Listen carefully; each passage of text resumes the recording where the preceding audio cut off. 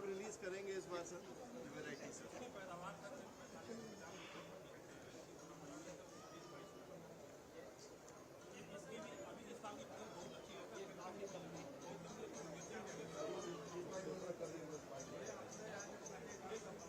हम लोग variety release करेंगे इस बार।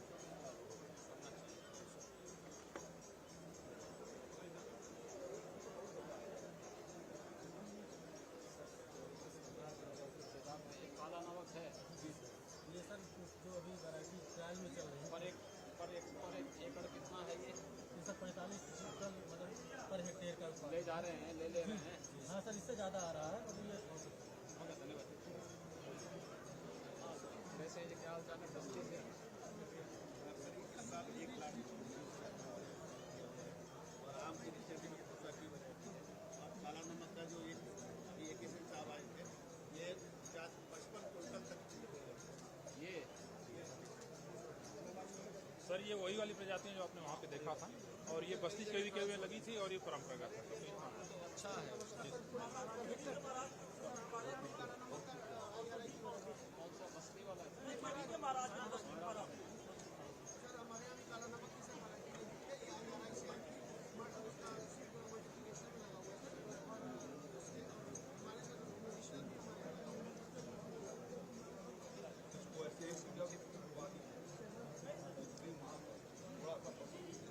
क्या है?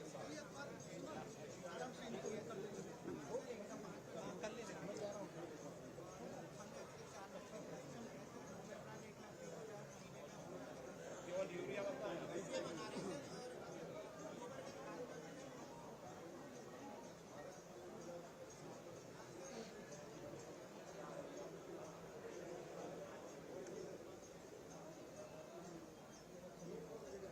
आप लोग ये सब बनाते हैं स्कूल में पढ़ते हैं।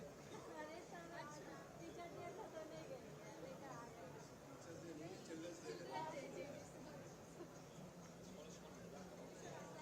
मेरे 40,000 महिलाएं जुड़ गई हैं सर। सब बना रहे हैं। अच्छा काम है।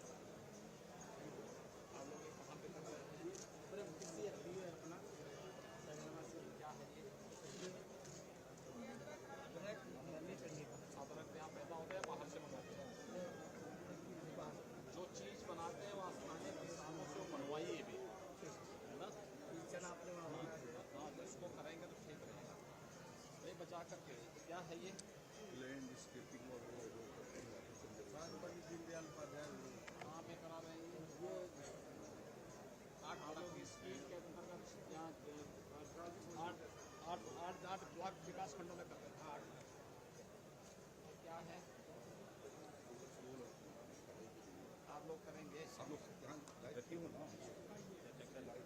क्या है ये इक्विपमेंट्स तो आपके यहाँ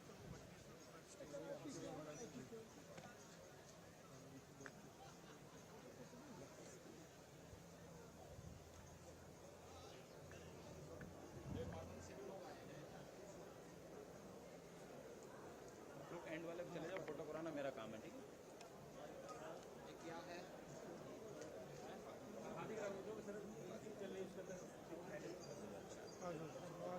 ये क्या है?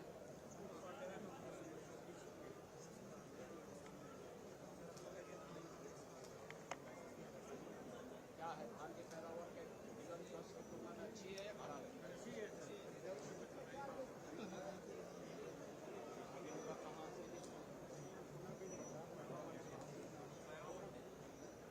से बीज कहाँ से लेते हैं?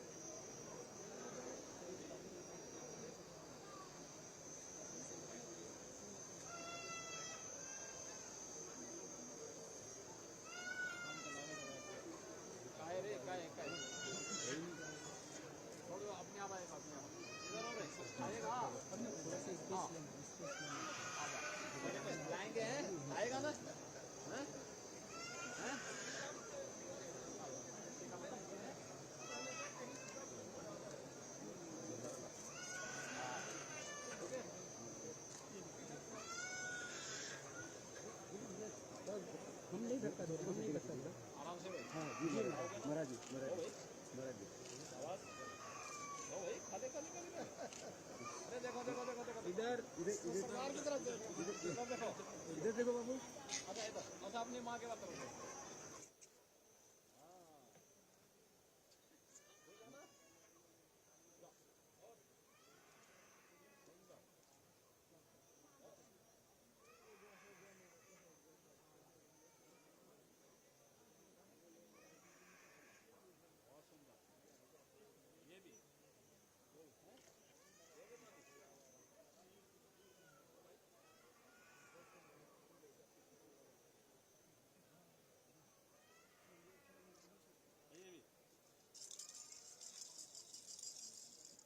इधर देखो बाबू, इधर देखो, इधर देखो।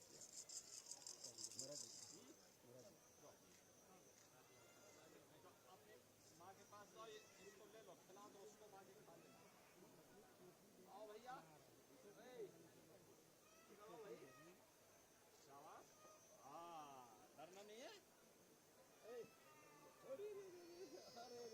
अच्छा इधर आ इधर आ ले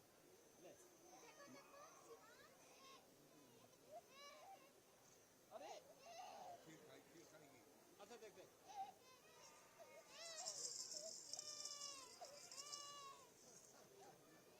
अच्छा जा अच्छा अपनी माँ के पास पकड़ो अच्छा पहले अच्छा वहीं खिलाएंगे आएगा होती नहीं बे अच्छा देखो लो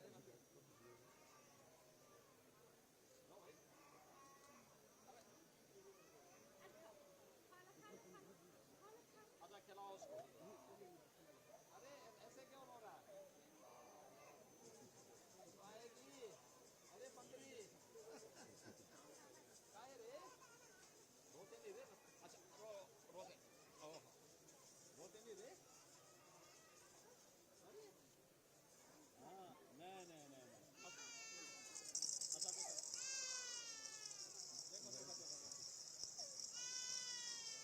अरे भाई नहीं रोते नहीं अरे अच्छा एक रोते नहीं अच्छा देखो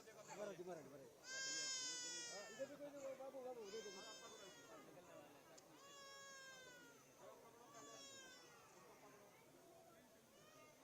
इधर आओ पहले ले अरे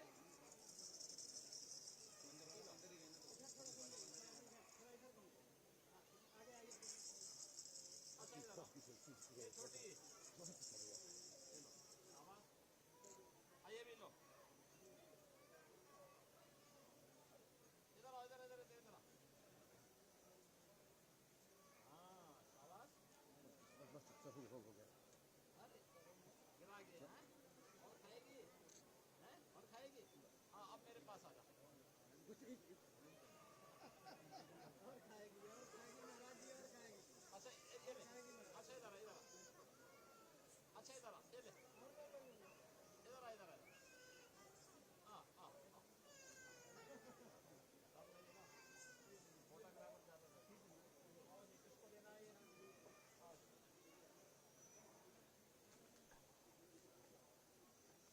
उठा देंगे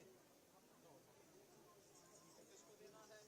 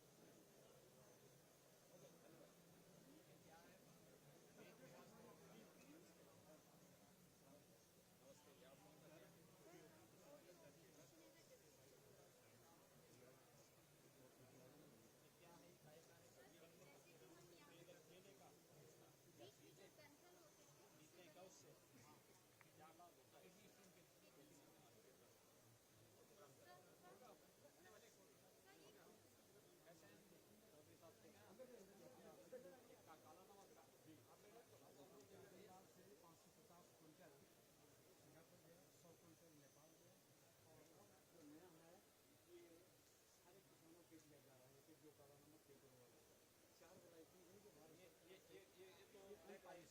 नहीं सर, ये अनपॉलिश है, इसका खाली धोती पकड़ाया गया है। ये कौन सा काला नमक का?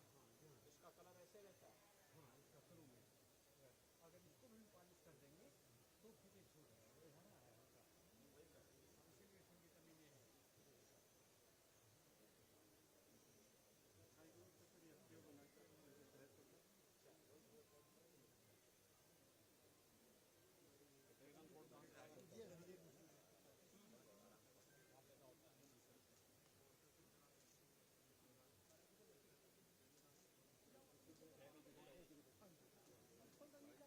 बैगन कोड कहाँ से आएगा? कहाँ? ये कुशीनगर में।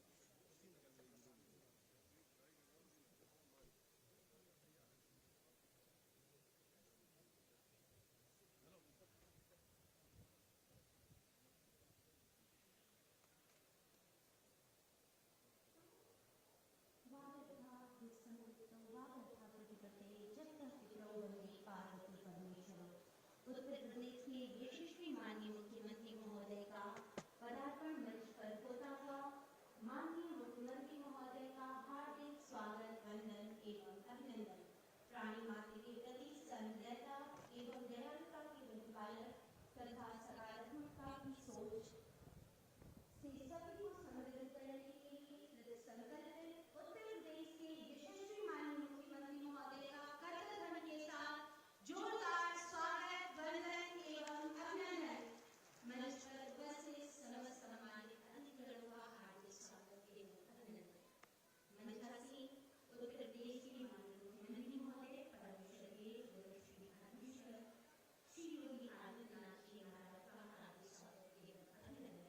हार्दिक स्वागत एवं अभिनंदन माननीय मंत्री कृषि, कृषि शिक्षा एवं कृषि अनुसंधान श्री सूर्य प्रकाश शाही जी का हार्दिक स्वागत एवं अभिनंदन। माननीय मत्स्य मंत्री श्री संजय मिश्रा जी का हार्दिक स्वागत एवं अभिनंदन।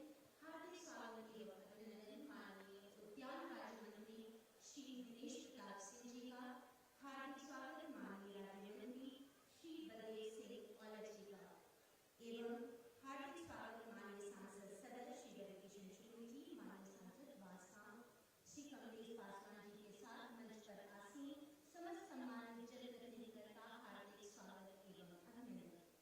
सर्वप्रथम कार्यक्रम प्रारंभ करने के पूर्व हम मंचासीन माननीय मुख्यमंत्री महोदय से सादर अनुरोध करते हैं कि आप महान विजयनाथ जी की प्रतिमा पर पुष्प अर्पित करके आज के इस कृषि रवि गोष्ठी कार्यक्रम का शुभारंभ करें। हम सभी अपने स्थान पर खड़े हो जाएंगे। माननीय मुख्यमंत्री महोदय के कर कमलों से महान विजयनाथ जी की प्रतिमा पर पुष्प अर्पित किया जा रहा है। हम सभी इस ईश्वर के समक्ष अपने गुरु के प्रति एक नमन करते हुए माननीय मुख्यमंत्री महोदय के कर कमलों से महान विजयनाथ जी की प्रतिमा पर पुष्प अर्पण का कार्यक्रम संपन्न होता हुआ आप सभी अपना स्थान ग्रहण करें। आज कृषि रवि गोष्ठी कार्यक्रम में उत्तर प्रदेश के यशस्वी माननीय मुख्यमंत्री महोदय का हार्दिक स्वागत एवं अभिनंदन करने के लिए हम मंच पर आसीन माननीय मंत्री कृषि विभाग, कृषि शिक्षा एवं कृषि अनुसंधान श्री सूर्य प्रताप शाही जी से विनम्र अनुरोध करते हैं कि हमारे कार्यक्रम के मुख्य अतिथि माननीय मुख्यमंत्री महोदय को पुष्प तरीका प्रदान करके उनका हार्दिक स्वागत एवं अभिनंदन करें। इसी क्रम में हम माननीय राज्य मंत्री महोदय श्री बलदेव सिंह जी से सादर अनुरोध करते हैं कि आप माननीय मुख्यमंत्री महोदय को पुष्प तरीका भेंट करके उनका हार्दिक स्वागत एवं अभिनंदन करें। माननीय सांसद श्री रविकिशन शुक्ल जी के द्वारा माननीय मुख्यमंत्री महोदय का समस्त गोरखपुर वासियों की ओर से हार्दिक स्वागत एवं अभिनंदन। स्वागत की इस श्रृंखला को आगे बढ़ाने के उपरांत कार्यक्रम की रूपरेखा के प्रस्तुतिकरण के लिए हम श्री मनोज कुमार सिंह जी आदरणीय कृषि उत्पादन आयुक्त महोदय से सादर अनुरोध करते हैं कि आप मंच पर आएं और आज के इस कार्यक्रम की रूपरेखा का प्रस्तुतिकरण प्रस्तुत करें। सादर अनुरोध महोदय।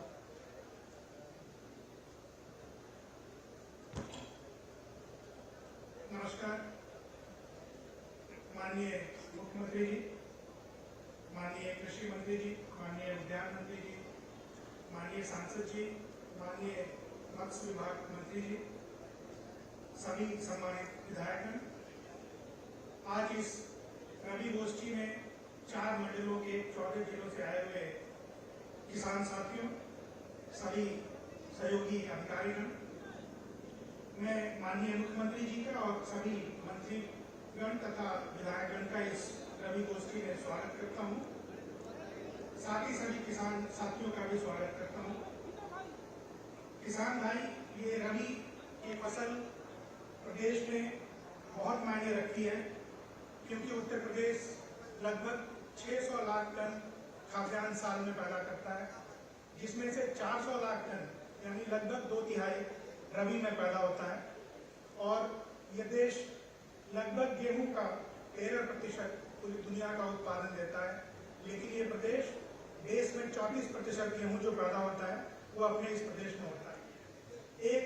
130 लाख हेक्टेयर में ये हमारी रबी की खेती होगी, जिसमें लगभग 1 लाख हेक्टेयर में गेहूं की बुआई होगी। इस रबी गोष्ठी का मकसद जो भी महत्वपूर्ण इनपुट है आपके लिए, सीड, फर्टिलाइजर, सिंचाई की व्यवस्था, विद्युत की आपूर्ति, नहरों का संचालन, इनके अवेलेबिलिटी के बारे में बातचीत करना, समीक्षा करना तथा साथ ही आपका फीडबैक प्रोडक्शन और प्रोडक्टिविटी को बढ़ाने के संबंध में लेना है। उत्तर प्रदेश में सबसे अच्छा मिट्टी है, जैसा मुख्यमंत्री जी कहते हैं, और क्लाइमेट इरिगेशन की जहाँ तक बात है, पूरी दुनिया में 20% खेती सिंचित होती है, जबकि इस मंडल में 86% और प्रदेश में लगभग 76% भूमि पे सिंचित खेती होती है। मुख्यमंत्री जी की वरीयता में सर्वोपरि है। यही एक वजह है कि रवि गोष्ठी में मैं पहली बार देख रहा हूँ कि माननीय मुख्यमंत्री जी स्वयं भाग ले रहे हैं आप सबको संबोधित करने के लिए। साथियों, आप सब जानते हैं कि समतल भूमि आधी खेती के बराबर होती है। इससे न सिर्फ सिंचाई और बाकी फर्टिलाइजर के इनपुट में सेविंग और बचत होती है, बल्कि आपकी उत्पादकता भी बहुत अधिक बढ़ जाती है। पूर्वांचल में उत्पादकता पश्चिमी जिलों की तुलना में कम है। पश्चिमी जिलों की उत्पादकता पंजाब, हरियाणा के समतुल्य है। उसमें एक बहुत बड़ा वजह भूमि की तैयारी है, और दूसरी बहुत बड़ी वजह समय से रोपाई तथा लाइन में सोइंग। बहुत से साइंटिस्ट आपको बात करेंगे, लेकिन ये 2-3 महत्वपूर्ण बिंदु हैं। यहाँ पे देवी पाटन मंडल में गेहूं की उत्पादकता सबसे कम है, जो कि 34 क्विंटल है, जबकि सबसे अधिक बस्ती में है यहाँ पे, जो कि 39 क्विंटल है। प्रदेश का औसत लगभग 38 है। तो हमें आपस में भी एक दूसरे से सीखना है। जिन जिलों में कम है उत्पादकता, उसकी मुख्य वजह समय से बुआई न होना और लाइन सोइंग न होना। इन चीज़ों को हमें आज इस बैठक में समझना है और लौटने के बाद उसे बहुत अच्छी तरह से करना है। साथियों, मैं एक बहुत महत्वपूर्ण बात आपको ये बताना चाहूँगा कि लगभग 1 लाख करोड़ का खाने का तेल भारत सरकार आयात करती है और 30,000 करोड़ का दलहन आयात होता है। इस प्रदेश में किसानों में और यहाँ की ज़मीन में इतनी ताकत है कि जो भी हम ये लगभग 1 लाख करोड़ और 30,000 करोड़ का तिलहन और दलहन आयातित कर रहे हैं, उसको हम अपने यहाँ खुद पैदा करें और अपने किसानों की आय को बढ़ाएं।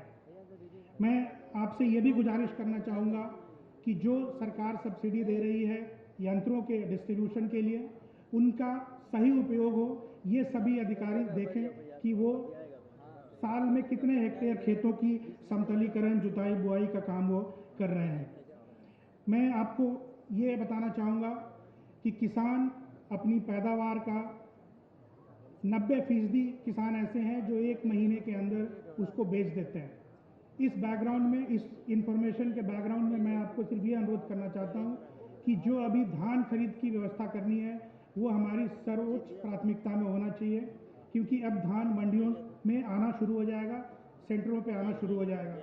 सेंटरों को सक्रिय करना है। ऐसी कोई गलतफहमी नहीं होनी चाहिए कि एक सेंटर सिर्फ 300 क्विंटल धान खरीदेगा, क्योंकि 300 क्विंटल धान एक कांटे में तुलाई होती है दिन भर में, लेकिन एक सेंटर पे 8, 10, 20 जितने कांटे और मजदूर बढ़ाने हैं आप बढ़ा सकते हैं। लेकिन अब हमारा लक्ष्य ये होना चाहिए कि दिन में नहीं, बल्कि कुछ घंटों के अंदर किसान जब सेंटर पे पहुंचे तो उसकी खरीद हो जाए।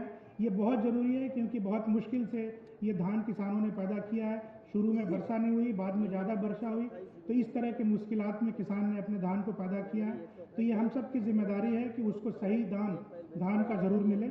मैं अंत में एक बार फिर आप सबका इस बैठक में स्वागत करता हूं और माननीय मुख्यमंत्री जी का विशेष रूप से इस रवि गोष्ठी में भाग लेने के लिए स्वागत करता हूं, आभार व्यक्त करता हूं। धन्यवाद, नमस्कार। Thank you sir. इसी क्रम में हमारे बीच में कृषि विज्ञान केंद्र बेलीपार के डॉक्टर एस के तोमर सर, जो कृषि वैज्ञानिक हैं, उपस्थित हैं। हम आदरणीय कृषि वैज्ञानिक महोदय से अनुरोध करते हैं कि आप यहाँ पर आएं और माननीय मुख्यमंत्री महोदय के सम्मुख अपने अनुभवों को साझा करें। डॉक्टर एस के तोमर जी। धन्यवाद। परम आदरणीय श्रद्धेय माननीय मुख्यमंत्री योगी आदित्यनाथ जी के चरणों में अपना नमन समर्पित करते हुए मंचासीन सभी अतिथियों का स्वागत करते हुए इस पंडाल में उपस्थित विभिन्न जिलों से आए सभी सम्मानित किसान भाइयों, माताओं, बहनों का स्वागत करते हुए मैं अपनी बात को रखता हूँ। कृषि विज्ञान केंद्र गोरखपुर द्वारा जो अनुभव किया गया है, जनपद में जो हमारी गेहूं की बुआई है उसको अगेती बुआई करना होगा और अगेती बुआई के लिए निर्धारित किया गया है कि जो प्रजातियां हैं, जिसमें खास तौर से SD 3226 है, DBW 303, DBW 187 और DBW 252, इन प्रजातियों को किसान भाई को बुआई करनी चाहिए और समय से बुआई के लिए हम ये निर्धारित करते हैं कि जितनी जल्दी बुआई हो सके नवंबर के महीने में बुआई कर लें, क्योंकि बरसात देर से हुई है और कुछ क्षेत्रों में नमी है जहां पर बुआई अभी नहीं हो सकती। उन क्षेत्रों में किसान भाई SD 3271 का प्रयोग करें तो पैदावार अच्छी होने की पूरी संभावना है। दूसरी मेरे किसान भाइयों से रिक्वेस्ट है कि पराली प्रबंधन के ऊपर शासन, प्रशासन और NGT काफी जोर दिया हुआ है। इसमें सभी किसान भाइयों से मैं उम्मीद करता हूं कि वे यदि संभव हो तो मल्चर का प्रयोग करें और मल्चर के प्रयोग करने के बाद रिवर्सेबल MB प्लाऊ का प्रयोग करके खेत की बुआई करें। जहां पर मल्चर उपलब्ध नहीं है वहां पर किसान भाई सुपर सीडर से गेहूं की बुआई करें या जीरो टिल मशीन से गेहूं की बुआई करें तो पराली में ही ये मशीनें बुआई कर देती हैं। सुपर सीडर में बहुत अच्छी व्यवस्था बीज के गिरने की और पाटा लगाने की गई है। आपका खेत भी अच्छे से तैयार हो जाता है, पराली हमारे नीचे चली जाती है और वो सड़ करके खाद का काम करती है। लेकिन किसान भाइयों, पिछले वर्ष हमने कुछ एक्सपेरिमेंट किए और उसमें हमने ये पाया कि सुपर सीडर से बुआई करने से पहले अगर हम 1 बोरा यूरिया प्रति एकड़ की दर से खेत में छींट देते हैं और सुपर सीडर में डाई और पोटाश को मिलाकर के मशीन के माध्यम से डालते हैं तो हमारी जो पैदावार है गेहूं की वो 3 से 4 कुंटल जो है बढ़ जाती है। इसका कारण ये है कि जो पराली है वो सड़ने में थोड़ा समय लेती है। अगर भूमि में नाइट्रोजन नहीं है तो डिकम्पोजिशन का जो कार्य है बैक्टीरिया करते हैं वो थोड़ा स्लो होता है और स्लो होने से क्या होता है कि वो फसल को नाइट्रोजन जब चाहिए उस समय थोड़ी देर से मिलती है। तो इसलिए इस नाइट्रोजन को पहले अगर हम दे देते हैं तो हमारे जो पैदावार है गेहूं की बढ़ जाती है। तीसरी बात मुझे ये कहनी थी किसान भाइयों कि देखिए, हम यूरिया की मात्रा का बहुत ज़्यादा जो प्रयोग करते हैं अपनी धान की फसल में या गेहूं की फसल में, अब नैनो यूरिया के प्रयोग करने की जरूरत है और नैनो यूरिया पर्याप्त मात्रा में जनपदों में उपलब्ध है।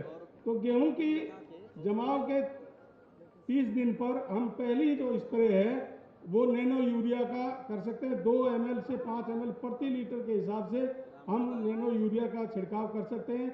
एक बार में 500 ml की जो बोतल आती है जिसमें 1 यूरिया के बोरे के बराबर नाइट्रोजन का काम करती है, उसको हम 1 एकड़ में उसका छिड़काव कर सकते हैं, उसको पानी में मिला करके। तो इससे क्या होगा, हमारा जो यूरिया का उपयोग क्षमता है वो लगभग 90% आती है। जबकि हम अगर यूरिया को डालते हैं, बोरा को डालते हैं तो उसमें हमारी जो उपयोग क्षमता है वो 30% आती है।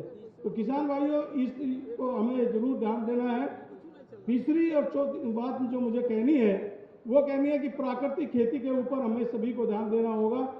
देसी गौ आधारित जो प्राकृतिक खेती है इसके ऊपर जनपद के हर एक कृषि विज्ञान में जितने भी जनपद हैं उत्तर प्रदेश में, सभी कृषि विज्ञान केंद्रों पर एक प्राकृतिक खेती की यूनिट स्थापित की गई है।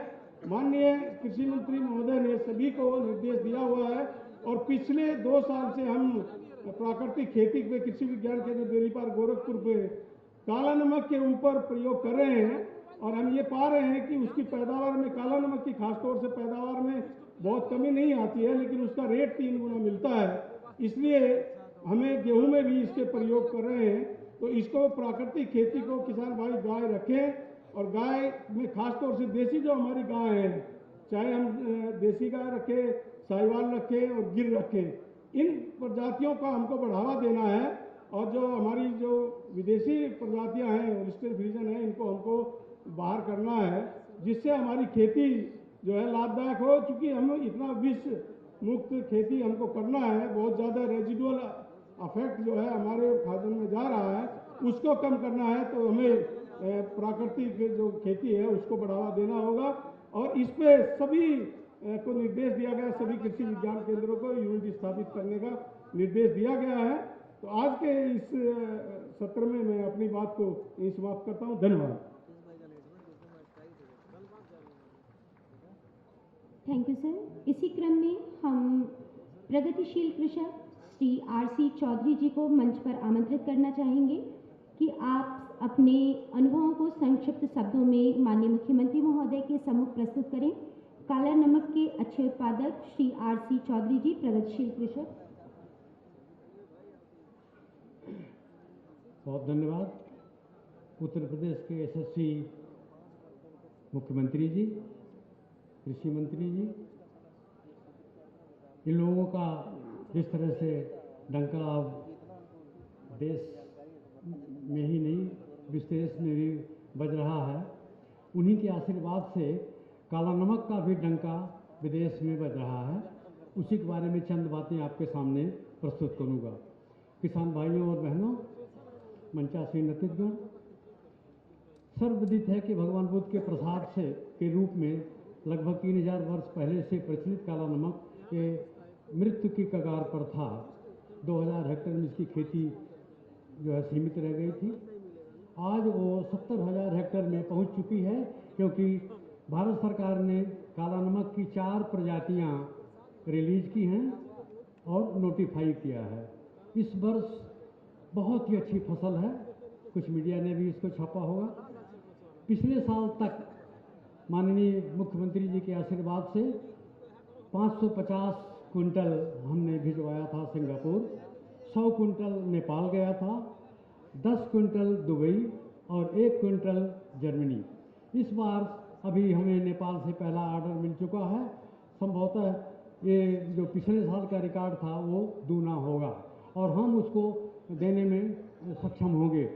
बीज इन चारों प्रजातियों का KN3, बौना काला नमक 101, बौना काला नमक 102 और जो सबसे नवीनतम प्रजाति है काला नमक किरण, इसका PIDF संस्था जो ये गोरखपुर में स्थित है, प्रचुर मात्रा में इसका बीज उपलब्ध है। अभी एक टीम आई थी, उन्होंने हमारा न्यूक्लियस सीड और ब्रीडर सीड का निरीक्षण कर लिया है, अपनी रिपोर्ट संतोषप्रद उन्होंने दे दी है। तो प्रचुर मात्रा में किसानों को बीज मिलेगा इस वर्ष, अगले वर्ष जो 2023 खरीफ में खेती करने के लिए। काला नमक के बारे में बहुत कुछ लिख चुका हूँ, बहुत कुछ बोल चुका हूँ। सिर्फ ये कहूँगा कि विश्व की सर्वोत्तम धान है। कारण है प्रोटीन इसमें दूना है, आयरन इसमें 3 गुना है, जिंक इसमें 4 गुना है। और कोई अगर दोनों टाइम जिंक या काला नमक खाता है तो उसको कोरोना नहीं होगा, ये हमारा दावा है।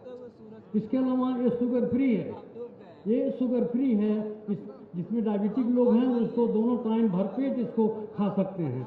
तो हमारे तो 45 वर्ष, चाहे वो IRI संस्था हो, वर्ल्ड बैंक हो और चाहे यूनाइटेड नेशंस हो, सब में धान पे ही काम हुआ हमारा।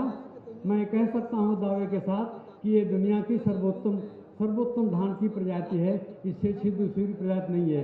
किसानों की आमदनी तिगुनी हो रही है। सरकार तो दुगनी के लिए है ना, हम तो मदद कर रहे हैं सरकार की कि जो अन्य धान लगाने के जगह अगर आप काला नमक लगाते हैं तो आपकी आमदनी निश्चित दुगनी होगी। इस साल जितना भी धान है सब 3000, कम से कम 3500 रुपया धान की कीमत, ये हम इसको बिकवाने की व्यवस्था कर रहे हैं। तो इस तरह से और भी नई प्रजातियां बौनी आने वाली हैं, अगर इससे बेहतर हैं वो अवश्य उनके लिए भी स्थान मिलेगा। लेकिन अभी आपके पास ये प्रजातियां हैं, इनकी खेती करें और खाएं इसको। ये जो है स्थानीय बाजार में बिके और अभी जो हम लोग ये इसका बिकवा रहे हैं, दूसरी बात ये हम कहना चाहते हैं कि प्राकृतिक खेती को देखने के लिए आपको हरियाणा, गुजरात और महाराष्ट्र नहीं जाना पड़ेगा। कुशीनगर जिले में हमारे 100 किसान 100 एकड़ में अभी खेती किए हैं अभी। तो आपको कुशीनगर से भी बाहर जाने की, मंडल से बाहर जाने की आवश्यकता नहीं है। आप यहीं देख सकते हो, ये नाबार्ड से ये फंडेड हमारा प्रोजेक्ट है जिसमें 100 किसान 100 एकड़ में प्राकृतिक खेती ये कर रहे हैं। तो मैं बस इतना कहना चाहूँगा कि काला नमक आपको ख्याति देगा, आपको स्वास्थ्य देगा। और ये प्राकृतिक और जैविक खेती में हमारे गोरखपुर मंडल में भी कई 100 एकड़ ये लग रहे हैं। कृषि विभाग के साथ मिलकर हम लोग ये प्राकृतिक खेती का रजिस्ट्रेशन कर रहे हैं। हमारी संस्था जो है ये जैविक प्रमाण पत्र भी देती है। भारत सरकार के हम रीजनल काउंसिल हैं और इस नाते हजारों किसानों को प्रमाण पत्र ये जैविक खेती का दिया जा रहा है। बाकी सूचना हमारे स्टॉल पर यहाँ देख लें। बहुत बहुत धन्यवाद, प्रणाम।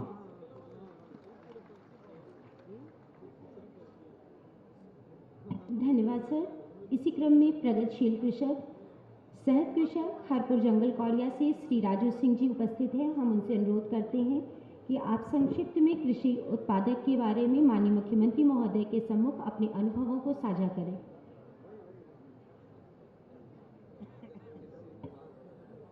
पूज्य महाराज जी के श्री चरणों में सादर चरण स्पर्श करते हुए मंचासीन सभी अतिथियों का हार्दिक स्वागत एवं अभिनंदन।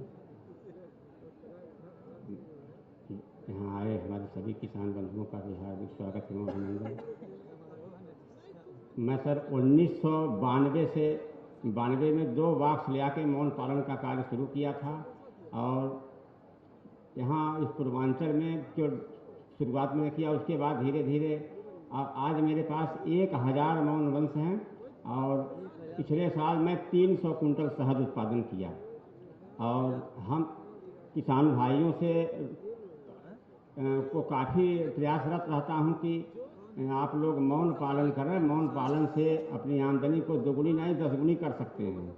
और हम ऐसे करते करते अब जा कर के यहाँ महायोगी गोरखनाथ कृषि विज्ञान केंद्र के सहयोग से हमारा एक FPO भी बन गया है, जो इसका नाम है हरपुर किसान प्रोड्यूसर कंपनी। हम इसमें हजारों किसान जुड़ गए हैं, मधुमक्खी पालन की ट्रेनिंग भी ले चुके हैं और कार्य भी हम लोगों ने शुरू करा दिया है।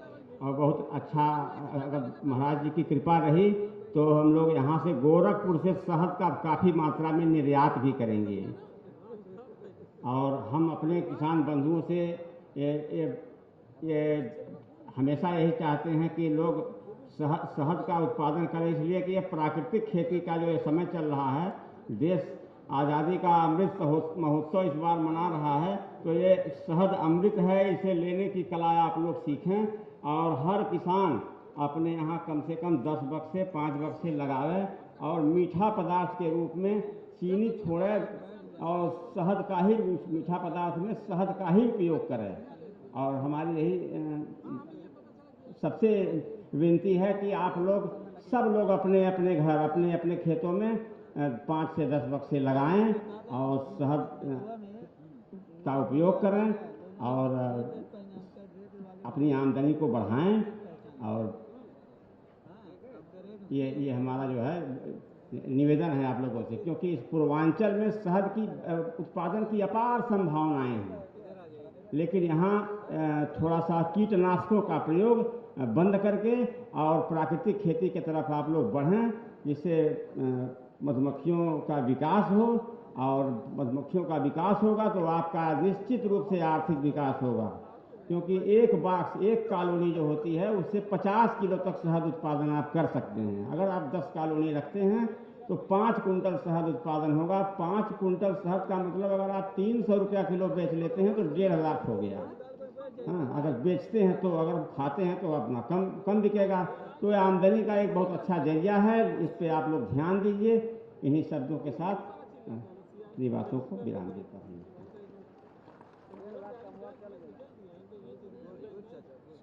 धन्यवाद सर।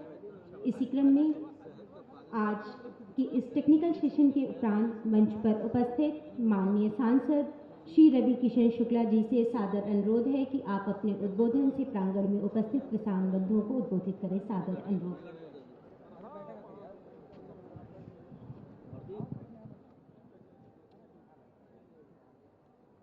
सबके गौरव एगो ऐसन मुख्यमंत्री जिनकरा पे पूरे भारत के नाजबा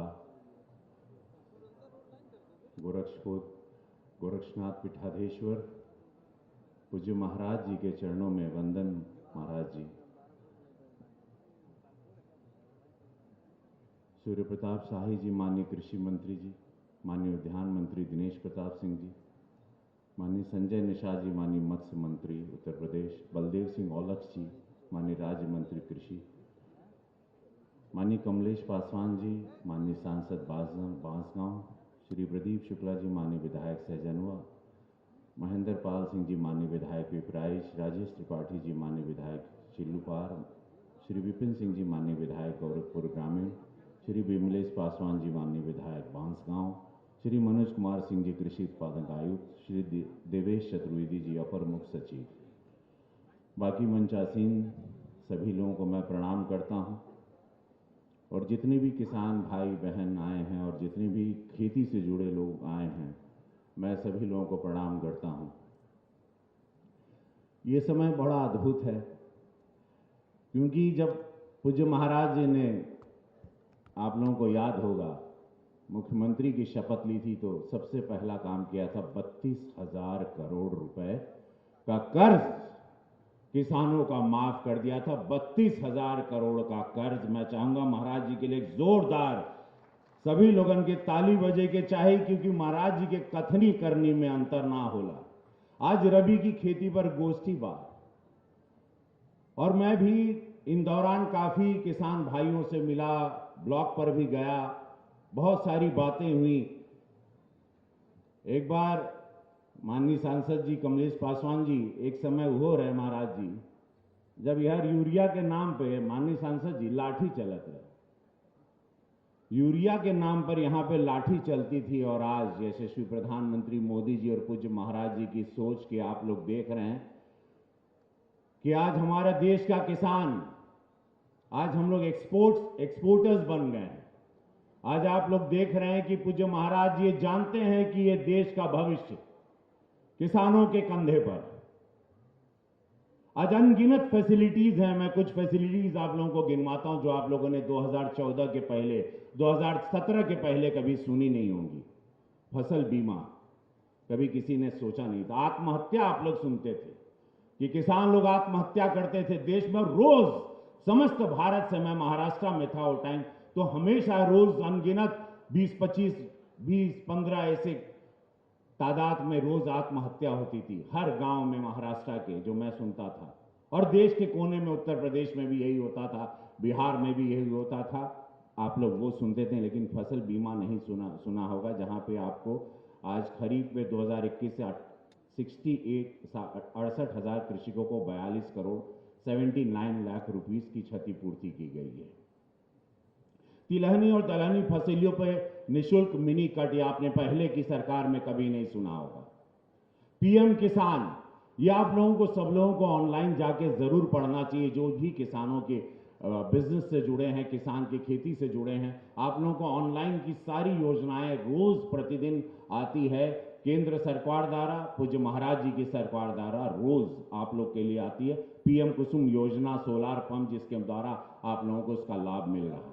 धान खरीद में भी आप लोग जान रहे हैं कि आप लोगों को कितना बेनिफिट, कितने फायदे हो रहे हैं पिछले सरकार के द्वारा। अब इस देश की सरकार, हमारी भारतीय जनता पार्टी की सरकार में किसानों पर गन्ना मूल्य भुगतान की स्थिति, आप लोग गोरखपुर मंडल में आप जान रहे हैं कि अब जो चीनी कारखाने बंद हो गए थे, अभी हमारे पास महाराजगंज में, गोरखपुर जनपद महाराजगंज में, कुशीनगर में 5, देवरिया में, हम लोगों के पास पिपराइच में आप लोग देख रहे हैं महाराज जी ने सब जगह जो जो बंद चीनी कारखाने थे, चीनी मिल के, वो सारे शुरू कर दिए हैं। अनगिनत ऐसी फैसिलिटीज हैं। आज रबी की गोष्ठी में मैं ये बात आप लोगों को जरूर बताना चाहूंगा। 2022 और 23 की जो तैयारी है रबी की फसल की, गोरखपुर मंडल में रबी 22-23 में कुल 7.27 लाख हेक्टेयर में खाद्यान्न फसलों का खेती का जो लक्ष्य रखा गया वो ये है इस वक्त, जिसमें मुख्य फसल गेहूं है जो लगभग 6.10 लाख हेक्टेयर क्षेत्रफल में किया जाना है। जो कुल खाद्यान्न फसल उत्पादन 84% है। मैं किसान का बेटा हूं, मैं जानता हूं कि किस किस, अभी इसके पहले एक भाई साहब जो बता रहे थे, वो शहद बनाते हैं, मैं उनके वहाँ पर उनके गांव गया था, तो उन्होंने मुझे शहद अपना खिलाया था। मैं महाराज जी को वही बता रहा था कि बहुत बढ़िया शहद बनावा ना, उनके शहद का वो एक्सपोर्ट का भी उनका प्रावधान बा। काहे कि मैक्सिको में अभी प्रधानमंत्री जी द्वारा मुझे भेजा गया था कुछ देशों में, तो मैक्सिको में मैं गया था, तो वहाँ मैंने, आप लोग भुट्टा देखते हो एक कलर का, हम 11 कलर का वहाँ पे भुट्टा देखे। वहाँ कॉर्न की फसल बहुत होती, तो 11 रंग के हम भुट्टे को देखें।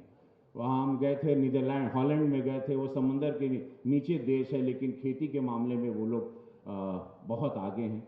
किस तरह से पेस्टिसाइड और ये ज़्यादा वो कीटाणुनाशक की स्प्रेज नहीं करते जिससे कैंसर भी बढ़ता है, तो उस पर भी किसानों को ध्यान देना चाहिए। तो रबी की फसल के बारे में भी आप लोग, आज ये एक ऐसा टॉपिक है जो पूज्य महाराज जी इसको लेकर आए और हम सब लोगों को बोलने का मौका दिया, क्योंकि महाराज जी को पता है कि कृषि प्रधान देश है। महाराज जी को यशस्वी प्रधानमंत्री मोदी जी आप लोगों के लिए अनगिनत सौगात रखे हैं। बस मैं सभी भाई बहन जितना भी आए हैं, मैं सब लोगों से रिक्वेस्ट करूंगा, किसान भाइयों से और आज जो भी फसल से जुड़े बिजनेस से हैं, कि आप लोग ऑनलाइन जाएं, सरकार की योजनाओं को जानें। आप लोगों को ब्लॉक, महाराज जी ने एक बहुत अच्छी चीज़ की कि ब्लॉक वाइज अभी जाके प्रशिक्षण दिया जा रहा है। जहाँ भी जो फसल का समय आ रहा है, वहाँ पे ब्लॉक वाइज आप लोगों को आते हैं अधिकारी लोग, आप लोगों को प्रशिक्षण में रहें। अब महाराज जी की सेंसिटिविटी है कि अभी आप बीमार पशुओं के लिए गाड़ी भी ब्लॉक वाइज जा रही है और गाड़ी से वो पशु को लाया जा रहा है। तो जब आपकी सरकार इतनी सेंसिटिव, इतनी भावुक तरीके से सोच रही है, आप लोग देख रहे हैं कि दिल्ली में पराली की क्या स्थिति है। दिल्ली में एक व्यक्ति आया था खांसते हुए, वो चला गया, मुख्यमंत्री लोगों ने बना दिया, पूरा दिल्ली खांस रहा है। वही व्यक्ति अब पंजाब में चला गया है। तो आप लोग उस मामले में जीरो पोल्यूशन ऑलमोस्ट गोरखपुर में है। ये जागरूकता है जो महाराज जी इस पर बड़ा ध्यान देते हैं और महाराज जी माइन्यूट डिटेल में जाते हैं किसान को लेके। तो बस मैं यही कहना चाहूँगा और मैं अपनी वाणी को विराम दूंगा। साथ में हम चाहे कि दोनों लोग, सब लोग अपन दोनों हाथ उठा के बोला, भारत माता की भारत। बड़ा आप लोग की आवाज में बड़ा दुख लग रहा है हमको। बोलो नमः पार्वती पते, दोनों हाथ उठा के नमः पार्वती पते, हर हर महादेव। भारत माता की, भारत माता की, वंदे वंदे। वाह।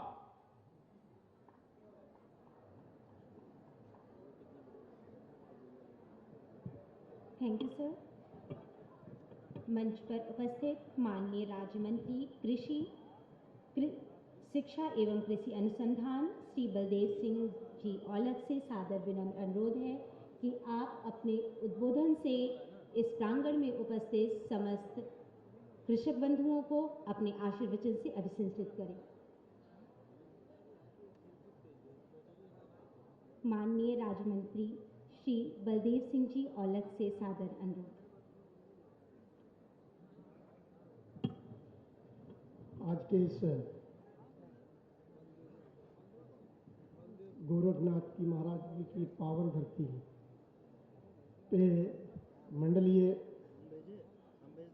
गोष्ठी में उपस्थित हमारे सबके नेता और इस उत्तर प्रदेश को उत्तम प्रदेश बनाने वाले ऐसे हमारे गुरु आदरणीय योगी आदित्यनाथ जी, माननीय मुख्यमंत्री जी, हमारे कैबिनेट मिनिस्टर आदरणीय सूर्य प्रताप शाही जी, उद्यान मंत्री आदरणीय दिनेश सिंह जी और गोरखपुर के सांसद आदरणीय रवि किशन जी और मंच पर बैठे सभी मेरे सम्मानित विधायक अधिकारीगण और मंडलों से आए हुए मेरे देवता तुल्य किसान भाइयों।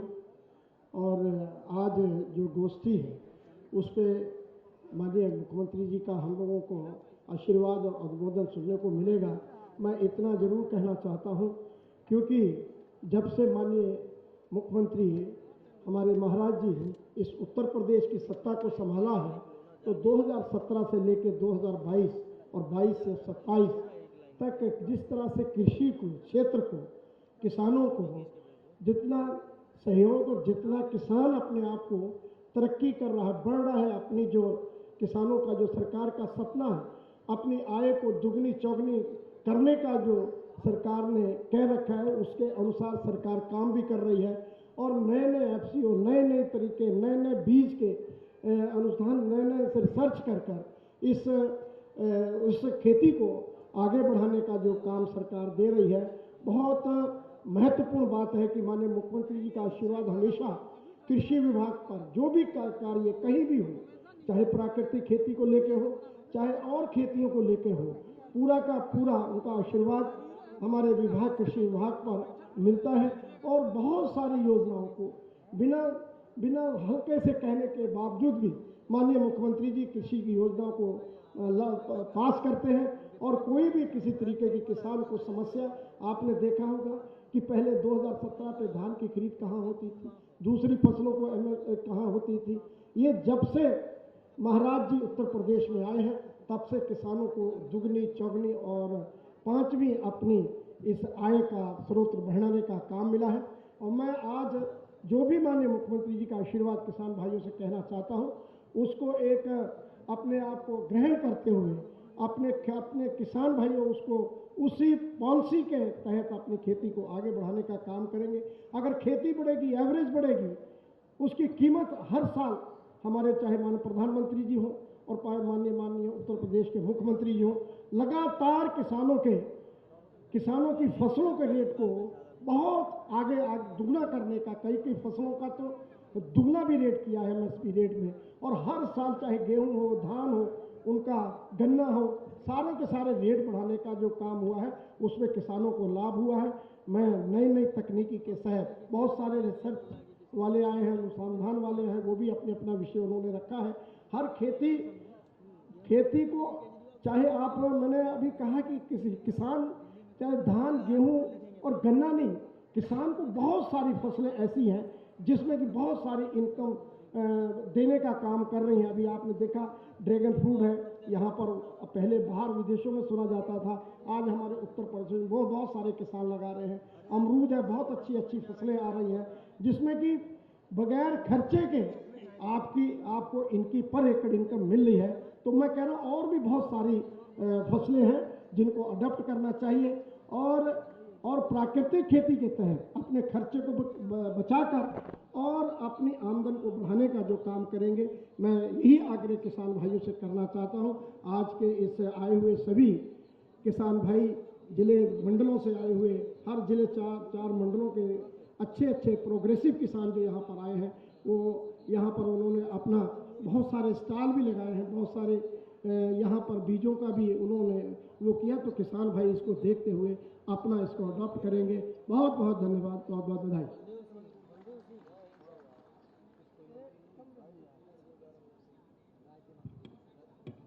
सादर धन्यवाद सर। मंच पर उपस्थित माननीय कृषि मंत्री श्री सूर्य प्रताप शाही जी से विनम्र अनुरोध है कि आप अपने उद्बोधन से हम सभी को अभिसिंचित करें। सादर अनुरोध।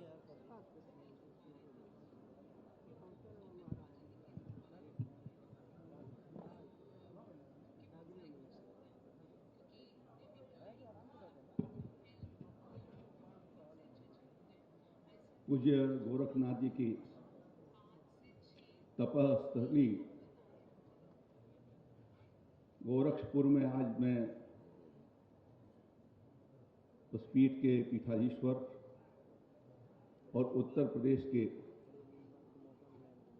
कर्मठ और तपस्वी मुख्यमंत्री आदरणीय श्रद्धेय योगी आदित्यनाथ जी का हार्दिक अभिनंदन और स्वागत करता हूं। आज के इस रवि गोष्ठी में उत्तर प्रदेश सरकार के मत्स्य विकास मंत्री आदरणीय संजय निषाद जी, उद्यान मंत्री आदरणीय दिनेश प्रताप सिंह जी, कृषि राज्य मंत्री आदरणीय सरदार बलदेव सिंह औलख जी, गोरखपुर के सांसद आदरणीय श्री रवि किशन जी, महाराजगंज के सांसद आदरणीय श्री कमलेश पासवान जी, माननीय विधायक श्री प्रदीप शुक्ल जी, श्री श्रीराम चौहान जी, महेंद्र पाल जी, श्री विपिन सिंह जी, राजेश तिवारी जी, विमलेश पासवान जी, यहाँ उपस्थित कृषि उत्पादन आयुक्त उत्तर प्रदेश, कृषि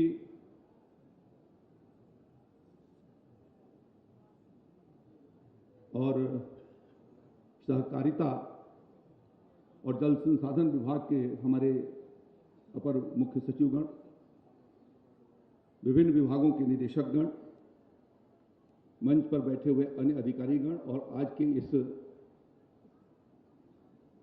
रवि विकास गोष्ठी में उपस्थित हमारे मेहनतकश अन्नदाता किसान भाइयों और बहनों, मीडिया के सभी सम्मानित सज्जनों, मैं आज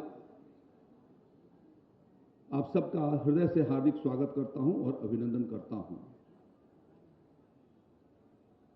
हम लोगों ने अब तक 12 मंडलों की रवि गोष्ठी 3 स्थानों पर की है और आज गोरखपुर में 4 मंडलों की, गोरखपुर, आजमगढ़, बस्ती और देवी पाटन की यह रवि गोष्ठी यहाँ पर आयोजित की गई है।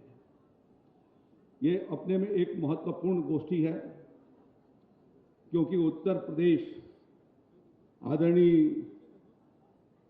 महाराज जी के नेतृत्व में पिछले 5 वर्षों से लगातार खाद्यान्न उत्पादन में उत्तर प्रदेश सर्वप्रथम स्थान पर है और उसमें जो गेहूं की हमारी भागीदारी है वह जितना देश में हम पैदा कर रहे हैं उसके 32% अकेले गेहूं उत्तर प्रदेश में पैदा हो रहा है।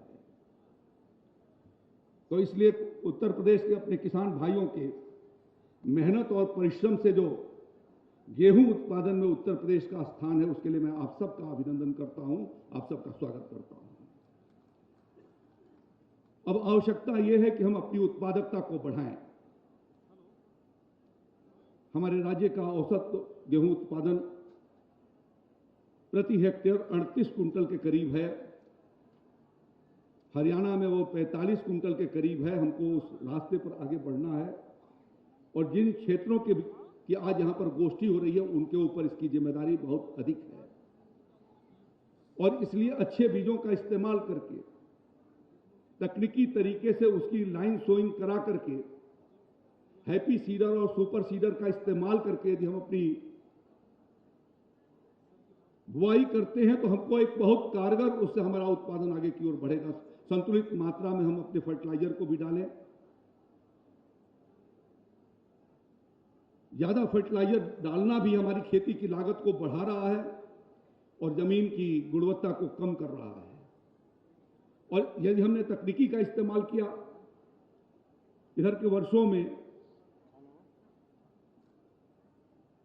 अच्छे प्रकार के रवि के बीज और निकल करके गेहूं के बीज आए हैं और मैं इस किसान भाइयों से कहना चाहूंगा कि हमारे सभी विकास खंडों पर पर्याप्त मात्रा में माननीय मुख्यमंत्री जी के निर्देश में 50% अनुदान पर बीज वहां पर उपलब्ध है। हमारे महाराज जी की सरकार बनने के पहले लगभग 4-4.5 लाख कुंटल प्रदेश में अनुदानित बीज का वितरण होता था। पिछले 2-4-5 सालों के भीतर हम लोगों ने उसको बढ़ा करके लगभग 7.5 लाख कुंटल उसको किया है और इस साल तो अतिवर्षा और सूखे की स्थिति को देखते हुए महाराज जी ने बहुत कृपा पूर्वक उत्तर प्रदेश के किसान भाइयों को दलहन और तिलहन की खेती की ओर आगे बढ़ाया जाए। इस दृष्टि से लगभग 4 लाख मिनी किट हम उत्तर प्रदेश में चना और मसूर की मुफ्त दे रहे हैं और इतने ही के करीब जो है वो तिलहन के, सरसों और राई और तोरिया के बीज हम लोगों ने मिनी किट के रूप में मुफ्त व्यवस्था किया है। लगभग 16,000 कुंटल चने का बीज हम उसके भीतर बांट रहे हैं, जिसमें हर मिनी किट के भीतर 16 किलो चना उसके भीतर रखा गया है, लगभग 1,000 रुपए का।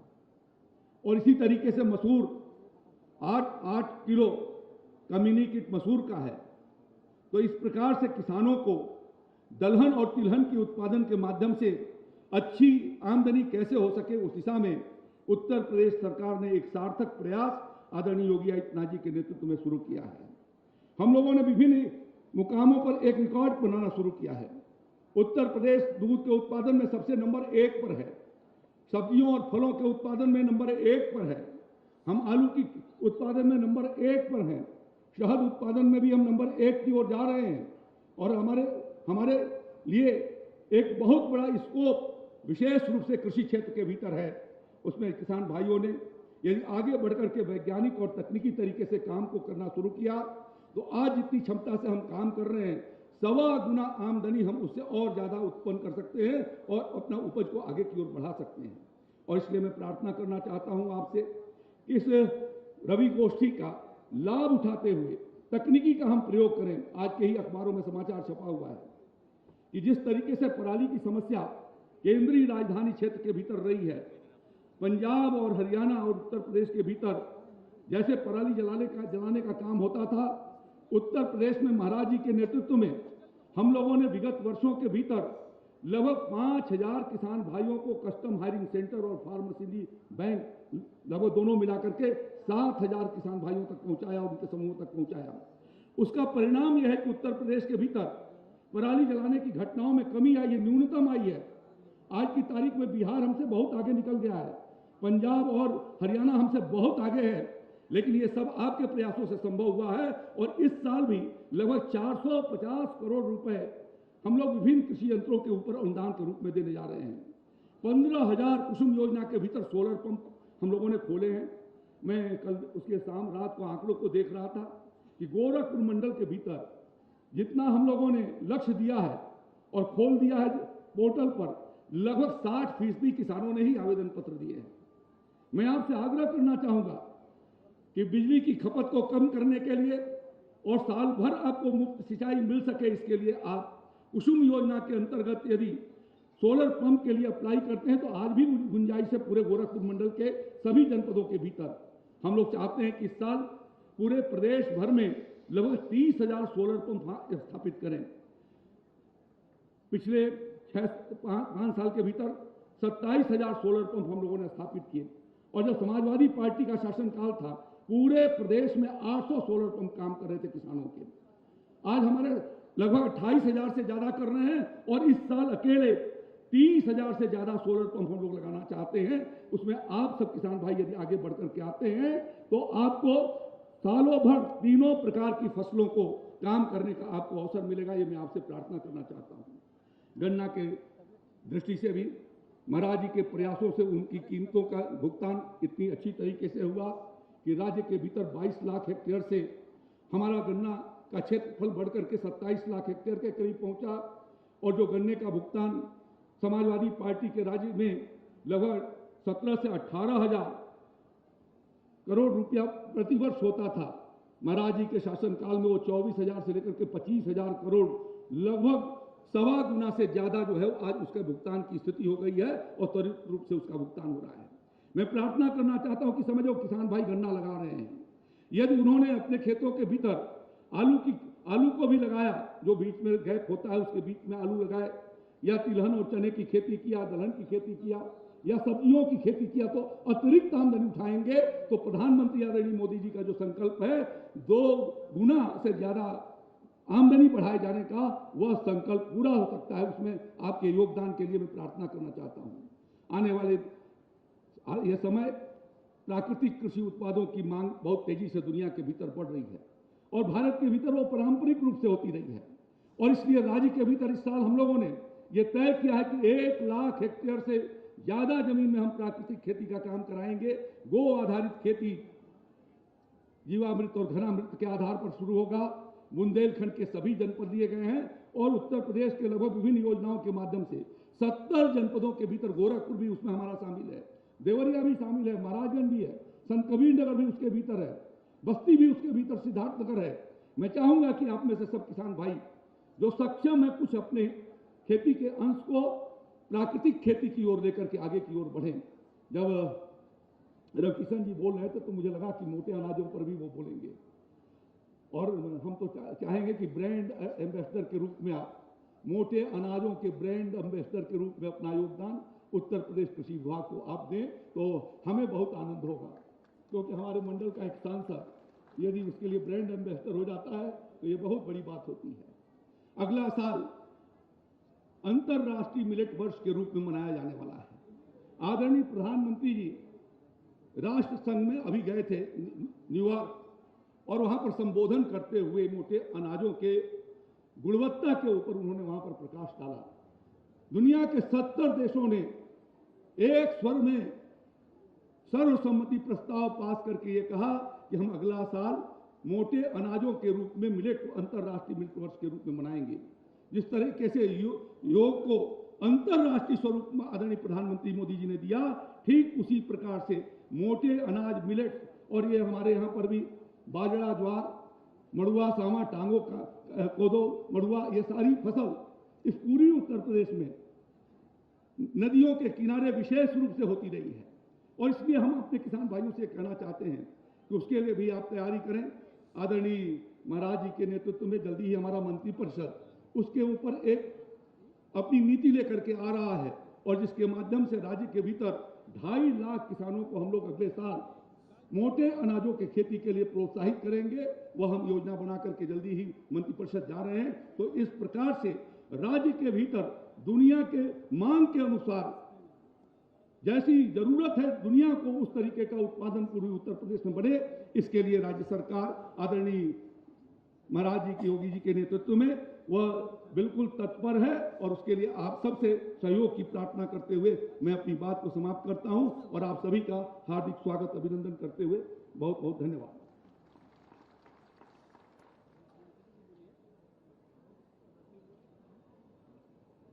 धन्यवाद महोदय। कार्यक्रम की अगली कड़ी में आज कृषि विभाग द्वारा विभिन्न लाभान्वित कृषकों को इस प्रांगण में आज के कार्यक्रम के मुख्य अतिथि माननीय मुख्यमंत्री महोदय से विनम्र अनुरोध है कि आप शासन द्वारा चलाई जाने वाली बहुत सारी योजनाओं से उन्हें प्रशस्ति पत्र देकर के उन्हें आगे बढ़ने के लिए अपना अभिसंचित हस्त बताएं। सर्वप्रथम श्री रविंद्र सिंह जी मंच पर आ जाएं।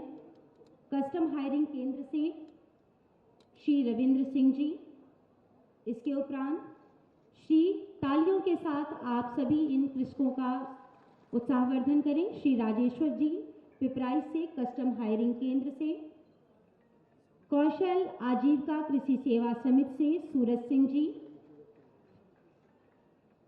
फार्म मशीनरी बैंक के लिए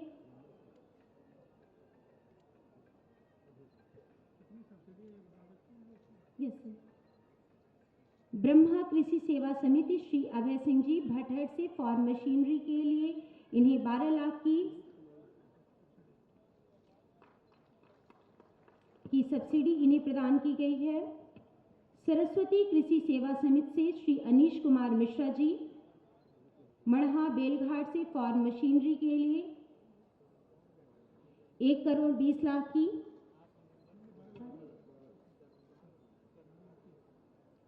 Shri Harikesh Maurya ji son of Shri Krishnamani Maurya ji SMAM से हैरो के लिए 30,000 रुपए की सब्सिडी इन्हें प्रदान की जा रही है। इसके बाद श्री दिनेश कुमार यादव जी सन ऑफ श्री जयकरण यादव जी भटहट से SMAM मल्टी क्रॉप थ्रेसर के लिए 40,000 रुपए की सब्सिडी का प्रशस्ति पत्र माननीय मुख्यमंत्री महोदय के कर कमलों से प्राप्त करते हुए, इसके पश्चात श्री अनूप मिश्रा जी बेलघाट से SMAM लेजर लैंड लेवलर के लिए 1,65,000 रुपए की सब्सिडी। इसके पश्चात श्री वंशनाथ सिंह जी शरगामा ब्लॉक से SMAM रोटावेटर के लिए 42,000 रुपए की सब्सिडी का प्रशस्ति पत्र। इसके पश्चात Shri Bankelal ji son of Shri Harihar ji Sardar Nagar block से PM Kusum 2 horse power AC solar के लिए 88,756 रुपए की सब्सिडी के लिए प्रमाण पत्र को प्राप्त करते हुए, Shri Ashok Nishad ji son of Shri Sitaram ji Khorabar block से PM Kusum 2 horse power AC solar के लिए 88,756 रुपए की सब्सिडी के लिए प्रमाण पत्र को माननीय मुख्यमंत्री महोदय के कर कमलों से प्राप्त करते हुए, श्री राम सजन जी रघुनाथपुर सहजनवा से PM Kusum 2 horse power AC solar 88,756 rupees की सब्सिडी का प्रमाण पत्र माननीय मुख्यमंत्री महोदय के कर कमलों से प्राप्त करते हुए, इसके पश्चात श्री दिग्विजय सिंह जी बरवल माफी से प्रधानमंत्री फसल बीमा योजना के लिए बीमा क्षतिपूर्ति खरीफ की धनराशि 2,21,843 रुपए के लिए। इसके पश्चात श्री रविंद्र सिंह जी प्रधानमंत्री फसल बीमा योजना के लिए 2,21,398 रुपए की।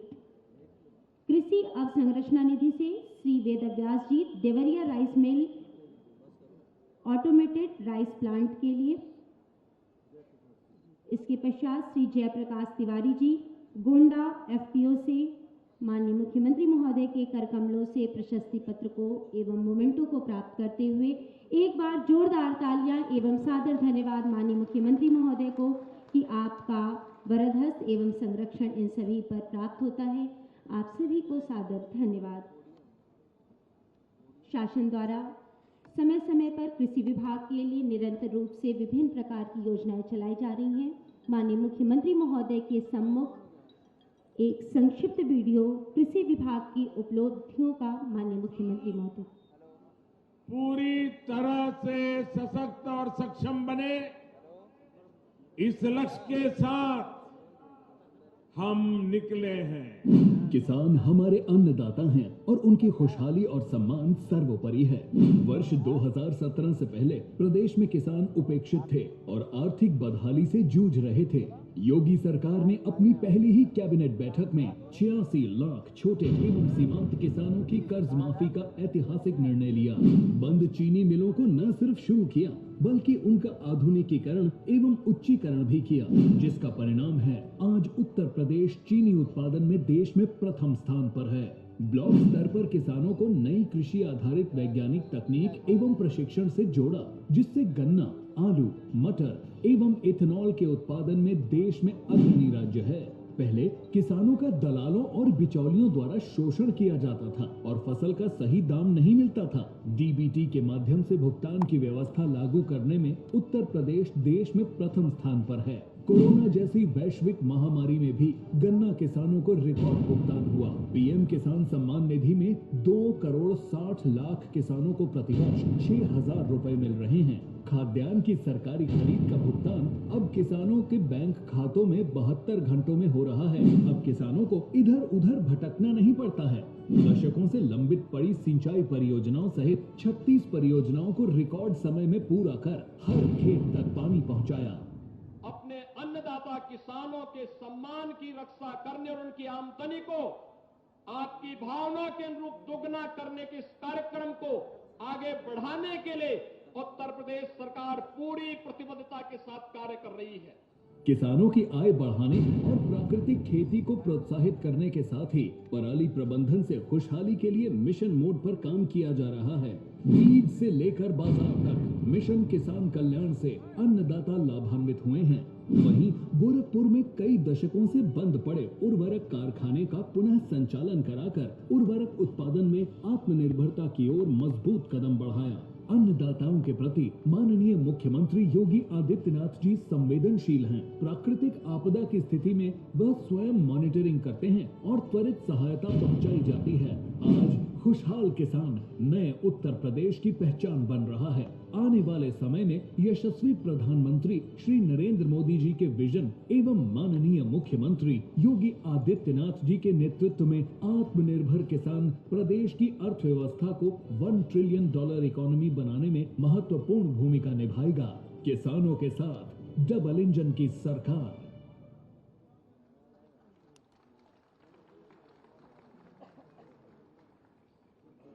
अब क्षण आज के कार्यक्रम के मुख्य अतिथि माननीय मुख्यमंत्री महोदय परम श्रद्धेय गोरक्षपीठाधीश्वर श्री योगी आदित्यनाथ जी महाराज जी से सादर अनुरोध है कि अपने आशीर्वचनों से समस्त सज्जन को आशीर्वचन प्रदान करें। सादर अनुरोध।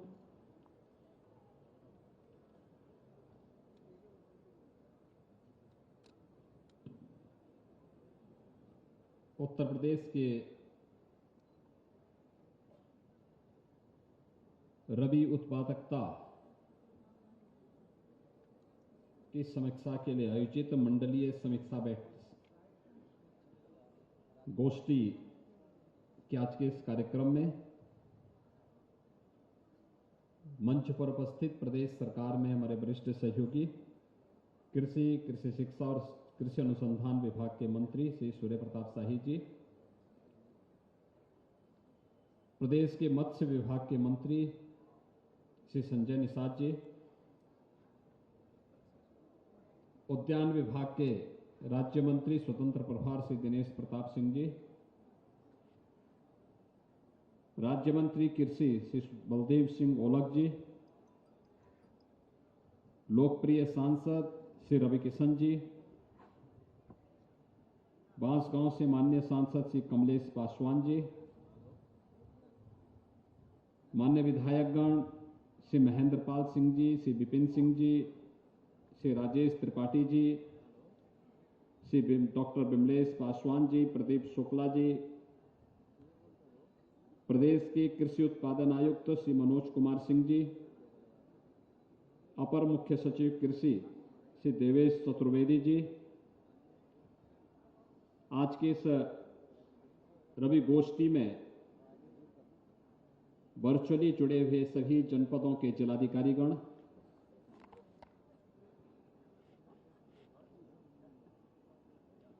सभी कृषि और उससे जुड़े हुए विभागों के अधिकारीगण, अन्नदाता किसान भाइयों बहनों,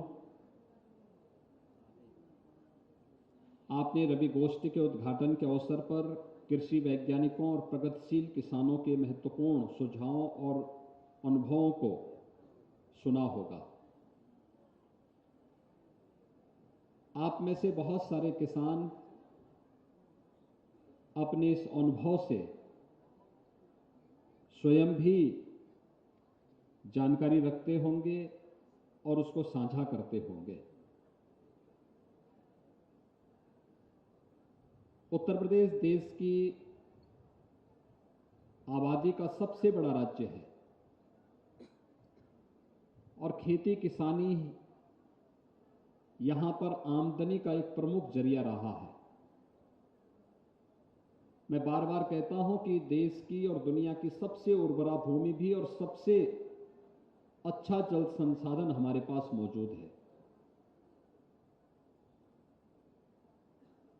उर्वरता की स्थिति ये है कि 12% हमारे पास भूमि है, लेकिन देश के कृषि उत्पादन का, खाद्यान्न उत्पादन का 20% उत्पादन अकेले उत्तर प्रदेश करता है।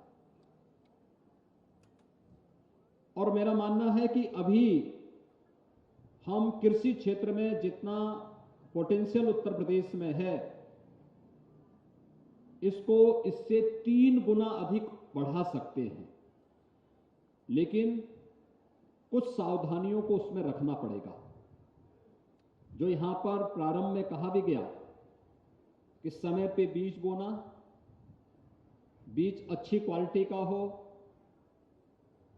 तकनीक का उपयोग करते हुए अगर हम अपनी खेती किसानी के कार्यक्रम को आगे बढ़ाएंगे तो कम लागत में उत्पादकता को बढ़ाने में भी हमें सफलता प्राप्त होगी। और देश के यशस्वी प्रधानमंत्री जी के द्वारा बार बार इन चीजों पर ध्यान देने के लिए व्यापक पैमाने पर कार्यक्रम भी चलाए जाते हैं। किसानों की आमदनी को दोगुना करने का एक अभियान उसी श्रेणी का हिस्सा है। आज मुझे प्रसन्नता है कि पूर्वी उत्तर प्रदेश के 4 कमिश्नरी से जुड़े हुए गोरखपुर, बस्ती, आजमगढ़ और देवीपाटन कमिश्नरी के प्रगतिशील किसानों को यहां पर बुला करके इस रवि गोष्ठी के माध्यम से इस कार्यक्रम को आगे बढ़ाया जा रहा है।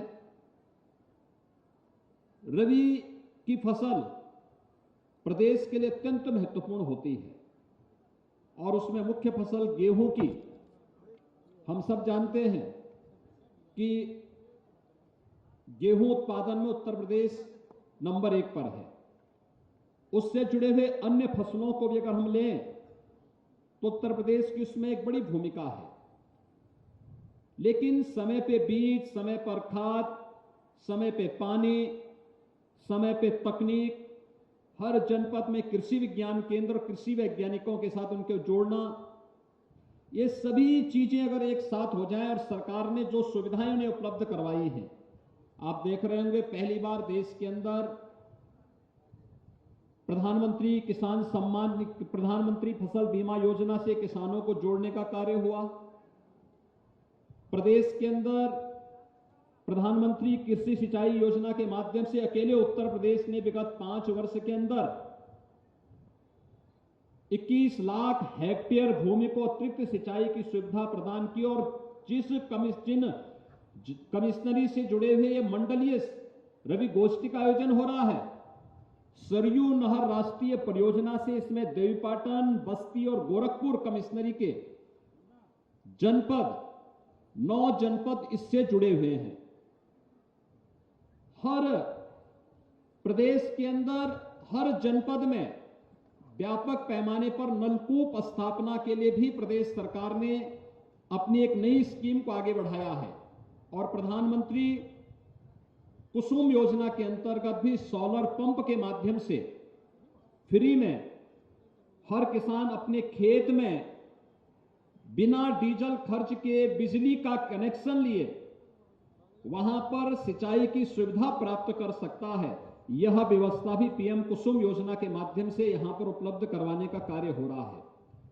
भाइयों बहनों, थोड़ी सी हम लोग इसके बारे में जागरूक हो जाएं, क्योंकि आपने इस बात को देखा होगा कि खेती में तकनीक आज की आवश्यकता है और इसमें 2 प्रकार से हम कर सकते हैं। एक तो हम तकनीक जो हमारे पास परंपरागत रूप से कृषि वैज्ञानिकों के माध्यम से दी जाती है और जिस पर आज दूसरा ध्यान दिया जा रहा है वह है प्राकृतिक खेती के माध्यम से। प्राकृतिक खेती एक प्रकार की जीरो बजट खेती है, गौ आधारित खेती है। हमने देखा है कि उसके बहुत अच्छे परिणाम आ रहे हैं और उस अच्छे परिणाम को ध्यान में रखते हुए आपने देखा होगा हम विगत 2.5 वर्ष से पूरा देश, पूरी दुनिया कोरोना जैसी महामारी का सामना कर रहा है। कोरोना में पूरी दुनिया त्रस्त हो गई, पस्त हो गई। अकेले कृषि सेक्टर एक ऐसा था जहां पर जिसकी प्रोडक्टिविटी बढ़ी और अन्नदाता किसानों ने उस विपत्ति के समय भी दुनिया को निराश नहीं होने दिया। लगातार हमारा किसान मेहनत करता रहा। आज उसके परिणाम हम सबके सामने है कि खेती से अन्न पैदा होता रहा तो प्रधानमंत्री गरीब कल्याण अन्न योजना के माध्यम से हर गरीब को फ्री में राशन भी उपलब्ध करवाने का कार्य कराया। और भाइयों बहनों, दुनिया की सबसे बड़ी स्कीम थी। एक ओर अन्नदाता किसानों के जीवन में परिवर्तन लाना, एमएसपी का लाभ उन्हें देना, एमएसपी को लागत का 1.5 गुना कर देना।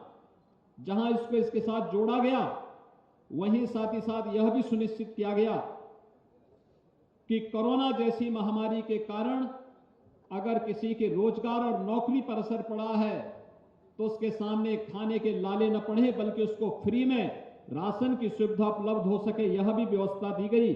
और 80 करोड़ लोगों को पूरे देश के अंदर, उत्तर प्रदेश के अंदर 15 करोड़ लोगों को हम लोगों ने महीने में 2 बार फ्री में राशन की सुविधा भी उपलब्ध करवाने का कार्य किया है। और भाइयों बहनों, यही किसी लोक कल्याणकारी सरकार का कार्य होता है।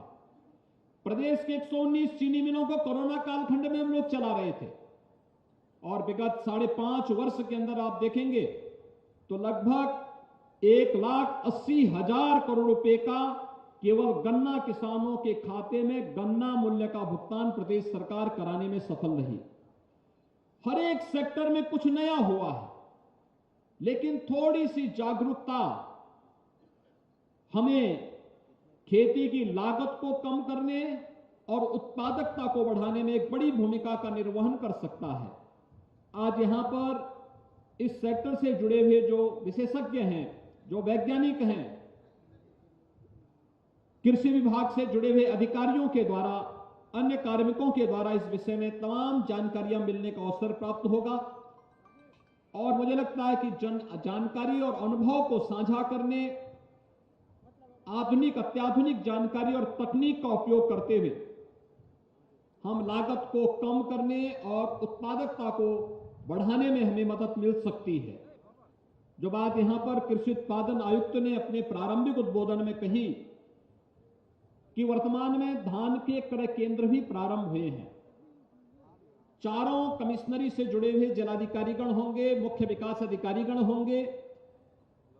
मैं उन सबसे भी कहूंगा कि अन्नदाता किसान जितने भी क्रय केंद्र की मांग करे, आसानी से वहां पर क्रय केंद्र उपलब्ध करवाना और उसकी उपज को क्रय करने के साथ ही मुझे बताते हुए प्रसन्नता है कि लगभग हम लोग अब तक 3 लाख मीट्रिक टन धान का क्रय करने में हमें लगभग सफलता प्राप्त हो चुकी है। और प्रदेश के अंदर जितना भी अन्नदाता किसान धान की फसल को, बाजरा को, मकई को क्रय केंद्रों पर लेके आएगा, उन सब का क्रय सरकार करेगी और न्यूनतम समर्थन मूल्य का दाम डीबीटी के माध्यम से उसके अकाउंट में डालने का कार्य करेगी। इसके साथ ही चीनी मिलें भी यहां प्रारंभ होने जा रही है। पिपराइच में नई चीनी मिल खुल चुकी है, मुंडेरवा में नई चीनी मिल ने कार्य करना प्रारंभ कर दिया है। इस दिशा में और भी नए कार्य हम लोग प्रारंभ कर रहे हैं और मुझे विश्वास है कि हम जहां परंपरागत खेती को तो आधुनिक तरीके से लागत को कम करने में सफलता प्राप्त होगी ही, हमें बागवानी की ओर जाना पड़ेगा, सब्जी उत्पादन की ओर भी जाना पड़ेगा, सफसली को भी हमें प्राथमिकता देनी पड़ेगी, जिससे किसान अधिक से अधिक आमदनी अपनी बढ़ा सके। इस रवि गोष्ठी के अवसर पर मैं एक बार फिर से चारों कमिश्नरी से आए हुए सभी अन्नदाता किसानों का हृदय से अभिनंदन करता हूं। कृषि विभाग को इसके लिए हृदय से धन्यवाद देता हूं और विश्वास व्यक्त करता हूं कि आज पूरे दिन भर चलने वाले इस कार्यक्रम के माध्यम से हम सही अत्याधुनिक जानकारी अन्नदाता किसानों तक उपलब्ध कराने और शासन की सुविधा को भी उन्हें आसानी तक उन तक पहुंचाने की उन सभी प्रकार की जानकारी उन तक देंगे। आप सभी किसान बंधुओं से मेरा अनुरोध होगा कि जो यहाँ पर पंडाल लगे हुए हैं, इन पंडालों का भी आप जरूर अवलोकन करना।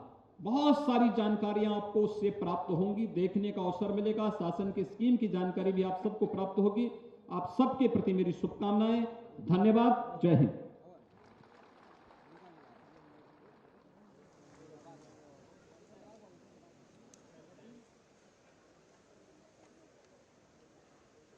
सादर धन्यवाद माननीय मुख्यमंत्री महोदय। हम मंचासीन अतिथि महोदयों को धन्यवाद ज्ञापित करने के लिए आदरणीय अपर मुख्य सचिव महोदय कृषि विभाग श्री देवेश चतुर्वेदी जी से सादर अनुरोध करते हैं कि मंचासीन अतिथिगणों को धन्यवाद ज्ञापित करें। सादर अनुरोध। सभी से अनुरोध है, अभी कार्यक्रम इसके बाद चलता रहेगा माननीय मुख्यमंत्री जी के जाने के बाद। मैं सम्मानित मुख्यमंत्री जी का हृदय से आभारी हूँ कि उन्होंने रवि गोष्ठी जो मंडल स्तरीय है उसमें आके हम लोग को आशीर्वचन दिया अपने व्यस्त समय निकाल के, और ये उनकी प्रतिबद्धता कृषकों के, किसान और कृषि सेक्टर के प्रति उसका प्रमाण है। मैं आभारी हूँ माननीय कृषि मंत्री जी से का, माननीय मत्स्य मंत्री जी का, कृषि विपणन उद्यान मंत्री जी का और कृषि राज्य मंत्री जी का, माननीय सांसद प्रदीप किशन जी, पासवान जी और सभी माननीय विधायकगण जो मंचासीन हैं, सभी मंडलों से मंडलायुक्त, जिलाधिकारी, किसान भाइयों और बहनों का और मीडिया के साथी का कि वे इस कार्यक्रम में आए। जैसा कि कहा गया है कि ये कार्यक्रम अभी चलेगा, किसानों की समस्याओं को फीडबैक भी लिया जाएगा और प्रदर्शनी का भी आप लोग अवलोकन कर सकते हैं। आपके मध्याह्न भोजन की व्यवस्था यहाँ पर है। अंत में माननीय मुख्यमंत्री जी से मैं इतना ही कहना चाहूँगा कि जो भी कार्यक्रम गोरखपुर में होता है उसका बहुत सफलता प्रदेश को मिलती है। आपके माननीय प्रधानमंत्री जी की उपस्थिति में पीएम